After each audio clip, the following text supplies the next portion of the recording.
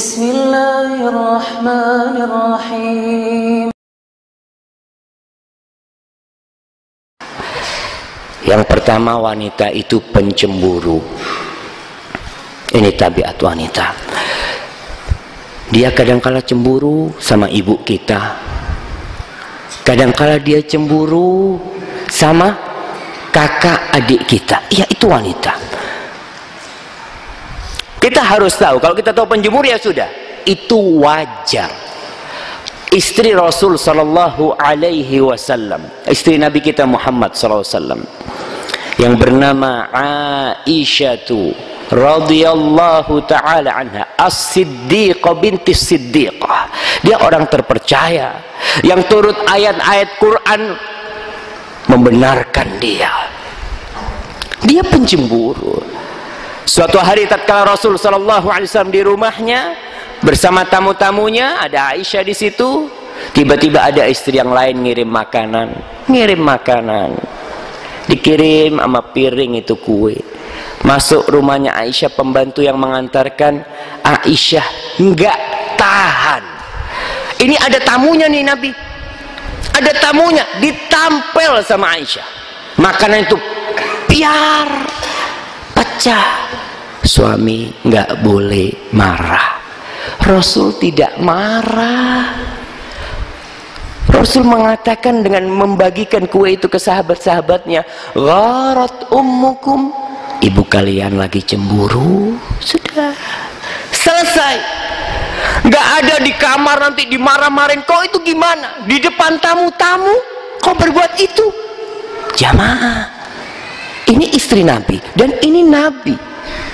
Nabi berbuat itu. Kau siapa sehingga kau marah sama istrimu? Nggak pantas kita marah sama istri kita. Udahlah, kemarahan itu hanya spontanitas. Air itu naik sebentar terus turun kembali. Tapi kalau kita lanjutkan di kamar, kita tegur dia, kita marahin dia, kita malah membuat dia sedih dan kita tidak membahagiakannya. Nah, perempuan itu perasa, wanita itu perasa. Perasaannya ya lebih gede daripada akalnya, dan itu kelebihan wanita pada hakikatnya. Andai kata perasaan wanita sama dengan lelaki, siapa yang akan ngurus anak-anak kita? Nggak ada. Kita lihat bagaimana TK dan playgroup. Apa ada bapak-bapak yang ngajar di TK dan di playgroup? Nggak ada, nggak tahan. Betul, wanita itu perasa dan kadang-kala gampang marah dia. Kita ngomong sedikit nggak enak, marah dia. Oh, itu wajar. Lihat Rasul sallallahu alaihi wasallam, kita lihat baginda Nabi Rasulullah. Kadangkala istrinya marah sama Rasulullah SAW. Kata Rasul SAW nih lagi ngobrol sama istrinya. Rasul ngobrol duduk sama istrinya. Ya, nggak selalu obrolannya itu tentang agama. Kau itu harus gini, enggak. Nabi ngobrol sama Aisyah ngatakan, inni la'alamu idza kunti anni radiyah wa idza kunti alayya ghadbah. Aisyah, aku ini tahu, kata dia, kalau kau lagi marah sama aku atau kalau kau lagi senang sama aku, kata dia. Qalat min aina ta'rifu dzalik? Kata Aisyah, dari mana kau tahu itu? Ini Aisyah berusaha menyembunyikan kemarahan dia. Apa kata Rasulullah SAW? Amma idza kunti anni radiyah fa innaki taqulin la wa rabbi Muhammad. Kalau kau lagi senang sama aku, kau akan mengatakan kalau ada urusan, tidak, demi Tuhannya Muhammad. Wa idza kunti anni ghadba, kalau kau lagi marah sama aku, kau mengatakan la wa rabbi Ibrahim, tidak, demi Tuhannya Ibrahim. Kata dia, subhanallah. Aisyah tersipu mengatakan, ajal wallahi, betul Rasulullah, demi Allah, ma'ahjuru islas, maka aku tidak meninggalkan kecuali namamu. Hadis rahul Bukhari Muslim. Itu wanita biasa marah. Ini Aisyah marah sama Nabi, dan Rasul membiasakan. Lihat di rumah Rasul sallallahu alaihi wasallam, di rumah Nabi Muhammad sallallahu alaihi wasallam pernah ada masalah, pernah, tapi nggak banyak. Kenapa masalah itu ada? Masalah itulah untuk memberikan pelajaran kepada kita, agar bagaimana kalau kita ada masalah, kita bisa menyelesaikannya. Ani Nu'man bin Bashir qal jaa Abu Bakr yasta'dhinu 'ala an-nabi sallallahu alaihi wasallam. Suatu hari Abu Bakar datang ngetuk pintu untuk masuk rumahnya Nabi Muhammad SAW. Fasami'a Aisyah wa hiya rafi'atun sautaha 'ala Rasulullah. Dengar Aisyah lagi ngangkat suaranya atas Nabi. Kita kalau istri kita ngangkat suara, apa kata kita? Ingat, ar-rijalu qawwamuna 'alan nisa. Allahu Akbar. Ini Aisyah ngangkat suaranya lebih keras dari Nabi Muhammad sallallahu alaihi wasallam. Maka diizinkan Abu Bakar masuk. Faqala ya ibnata ummi Ruman. Dia tanya, wahai putrinya Ummu Ruman.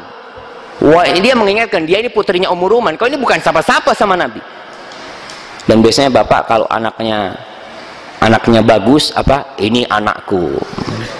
Kalau anaknya lagi bandel, anak ibunya nanti kan. Lah, itu anak kita. Abu Bakar hendak mengingatkan Aisyah kepada posisi dia. Dia itu istri Nabi, tapi ingat dia itu putrinya Ummu Ruman yang bukan siapa-siapa. Atarfa'ina sautaki ala Rasulillah sallallahu alaihi wasallam fatanawalaha. Ini Abu Bakar dekat sama Aisyah, mungkin dia mau memberikan pelajaran kepada Aisyah. Kau ngangkat suaramu atas Nabi Muhammad sallallahu alaihi wasallam. Langsung suami datang membela istrinya, dibela-belain. Jangan-jangan, kata Rasul, dihalang-halangi Abu Bakar supaya tidak bisa, ya mungkin memukul atau memberi peringatan kepada Aisyah. Kemudian keluar Abu Bakar Siddiq. Ketika keluar Abu Bakar Siddiq, lihat bagaimana suami berusaha mencairkan keadaan yang tadi lagi panas, yang lagi beku. Rasulullah SAW berusaha untuk membuat itu cair, dan yang panas berusaha untuk menjadikannya sejuk dan dingin. Apa kata Rasulullah SAW kepada Aisyah? Rasul mengatakan, ala taraina anni qad hultu baina ar-rajul wa baina, tadi kan aku udah belain kau sama orang itu, kata dia. Maksudnya ya udahlah, yang tadi dilupakan gitu loh, mungkin ada masalah sedikit gitu, selesai. Jadi suami jangan selalu ayat ar-rijalu qawwamuna itu dihafalin, enggak usah.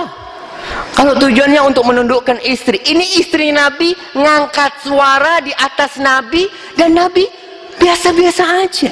Bahkan beliau berusaha untuk mengambil keridhaan istrinya. Tidak mengatakan, kau ini gimana sih? Aku ini Nabi, kau ngangkat. Enggak, Rasulullah SAW.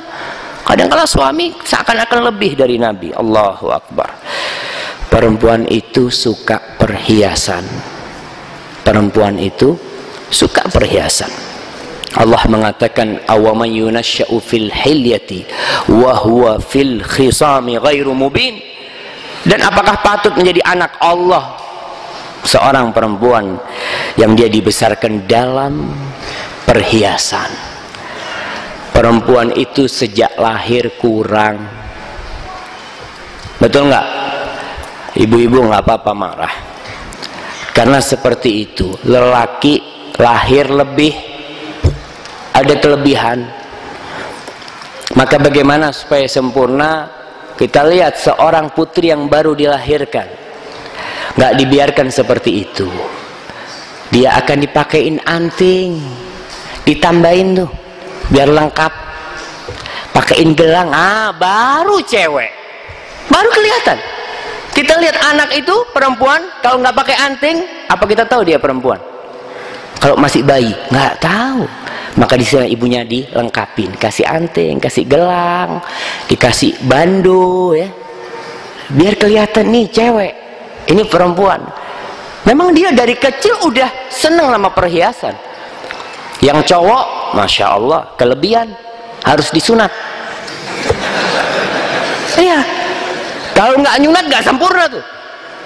Itu kotoran terus ada, makanya disunat. Jadi wanita itu suka perhiasan. Jadi kalau antum lihat istri antum minta perhiasan, minta ini itu wajar. Dia ini perempuan, kasih yang mampu kasih. Aisyah kadangkala, Nabi bukan orang yang kaya, kadangkala Aisyah itu pinjem perhiasan sama kakaknya. Kalau mamanya kita punya istri, Allahu Akbar ya, kadangkala saya merasa saya dosa. Saya ngomong sama istri kadangkala, itu kalung nggak malu punyanya kakaknya dipinjam gitu ya. Saya lupa, nggak boleh seharusnya. Kalau dia ingin tampil, dia ingin menunjukkan, ini lo aku, walaupun kalungnya dapat pinjam, nggak apa-apa. Karena suaminya nggak mampu, ya terpaksa dia pinjam lah. Maka itu wajar. Kita kalau punya, ya belikanlah, karena dia memang cinta dengan perhiasan.